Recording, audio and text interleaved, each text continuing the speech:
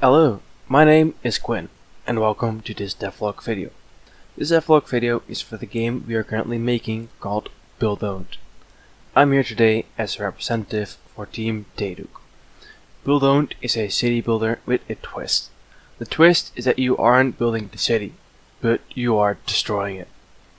Today I'm going to talk about the core mechanic, which I really enjoyed making: destruction.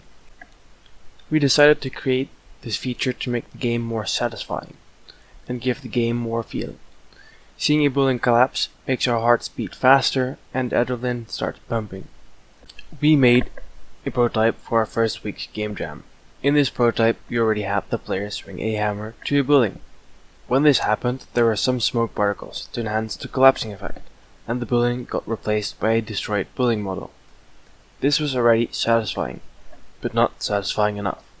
We wanted to really see a building collapse, and not just replace it by some random rubble model on the floor. In the first week, we recreated the building script from our first game jam, and we started working on it. This time we used Blender to fracture a cube, and replaced this one for the building model. We added rigid bodies and mesh colliders to all the fractured parts. In the building script, we turned off the broken model and turned this back on when the hammer's collider hit the building's collider. We did this by making a method in the building script. This made for a satisfying collapse of the building. For polishing, we could still add the smoke back in and maybe some textures on the fractured pieces, but for now, this will do. We of course didn't have a problem with one building, but when we started to place more buildings to create a whole city, we had a lot of optimization problems. All the rigid bodies and mesh colliders of the buildings and the debris were creating so many collisions it was sometimes unbearable to play. We fixed this by creating 2 coroutines and 3 for loops. The coroutines made sure we could spread out for loops over several frames and didn't try to do everything in one go. We made use of the distance between the player and the building, and with this we used a for loop to turn every fractured piece, the rigid body, to kinematic.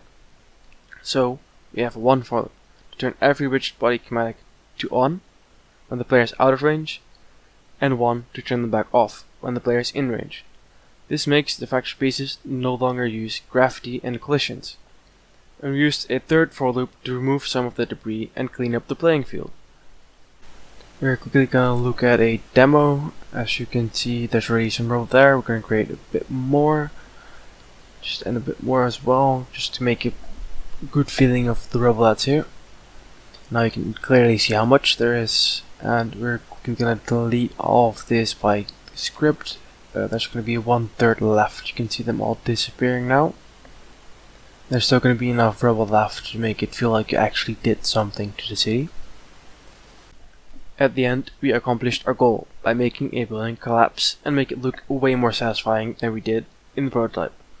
Working together to fix optimization problems really went well, but for next time we could probably try to optimize it even further, since every frame counts, and frames are holy to the player.